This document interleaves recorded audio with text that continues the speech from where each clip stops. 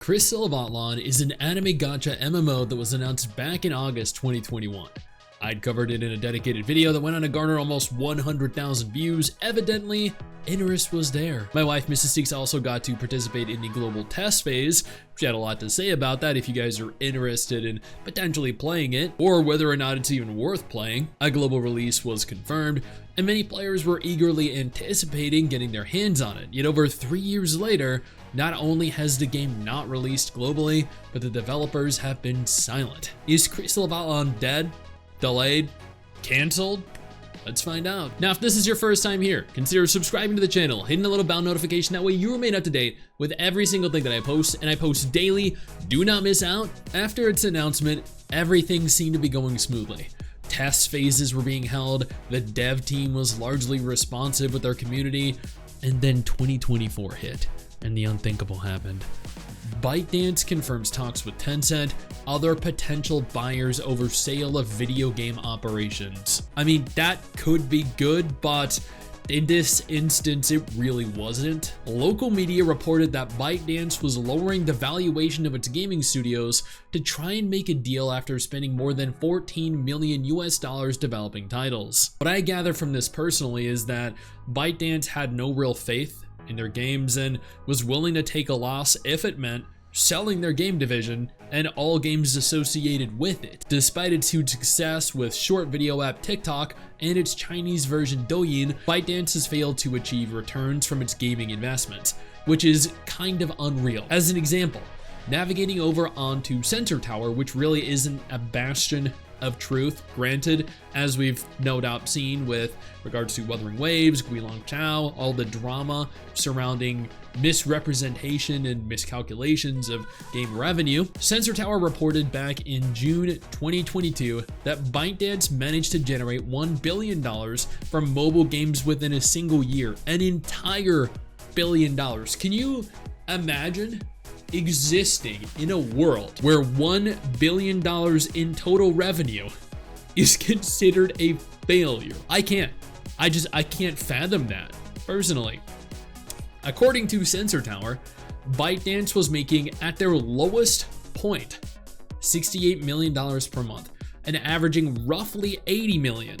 That is more than Genshin Impact makes, that is more than Honkai Star Rail makes on average. Granted, that is a cumulative total here rather than an individual game, but that is no less impressive. So, how does this affect Crystal of Atlan? TikTok owner ByteDance retreats from video gaming with cuts at main studio amid a stagnating market dominated by Tencent. The social media giant is cutting hundreds of jobs at Nuverse, its flagship gaming studio, and will shut down development on most unlaunched titles. This sounds bad. The retreat comes a year after ByteDance made major cuts at 2 studios under Nuverse as the world's largest gaming market slows from tightened regulations. They say this, but at the same time, China is pushing out more gacha games, more video games that are also seemingly incredibly high quality than any other country around the world. The most alarming part of this is their clarification that Nuverse was cutting hundreds of jobs and shutting down several games that were in active development. Worth noting also is that this was posted back on November 27, 2023. This is several weeks after the global technical announcement back on November 8th. According to a report from Yahoo, it looks as though both Earth Revival and Crystal of Atlan were among games that were announced to, rather than shutting down, instead have their rights sold. Which makes sense, as we noted earlier. ByteDance entered into talks to sell their video game operations to Tencent, likely including the rights to both aforementioned titles. Tencent, of course, being the largest tech conglomerate in China and one of the largest in the world.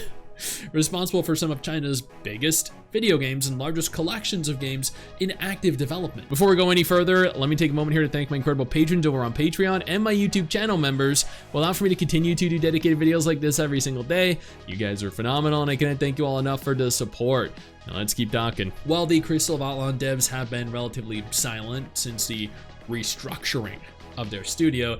They did go on to make a news post on their website titled "Crystal of Atlan hits the global stage at GDC in San Francisco." GDC, of course, standing for the Game Developers Conference, where game professionals and enthusiasts gather, taking place from March 18th through March 22nd. Crystal of Atlan was on active display at the event, and according to their website, managed to earn over $200 million in revenue within its first month of release within China, maintaining strong performance ever since, making it one of the most successful games launched in mainland China in 2023. Yet in spite of this gargantuan launch, out-earning games like Honkai Star Rail, Endless Zone Zero, Wuthering Waves, and every other gacha game available with the single exception of Genshin Impact, Tencent remains on the fence about its acquisition of the intellectual property. Nevertheless, the booth for Crystal of Atlan Global was confirmed and supposedly allowed players to participate in full localized gameplay, featuring several playable classes across both PC and mobile platforms. That was it.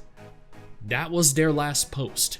Their last upload to YouTube was 9 months ago. And I also want to point out they have thus far accumulated 843 views on their debut trailer, 11,000 views on the full global trailer, and 1,300 views on what I believe to be their New Year video. This leads me to speculate there is a significantly reduced interest than they want us to believe. This very well may have affected Tencent's decision to acquire the intellectual property. Their most recent tweet was from January 1st, with their two most recent tweets managing 28 and 24 likes respectively. This is not an indication that the game has any real hype behind it at all. Their most recent announcement on Discord is from May 15th and is in reference to their attendance at GDC 2024. It almost seems like the global version of the game has all but ceased development, which is a shame, as Mrs. Stix played Crystal of Atlan during the global beta and actually didn't have horrible things to say about it in her review. Nowhere has it been confirmed that Crystal of Atlan is shutting down, has been canceled, or has been delayed, but it definitely feels that way given the drastic reduction in communication. Their social media channels are dead, no updates have been posted anywhere at all for the bulk of 2024, even though a global beta test was held.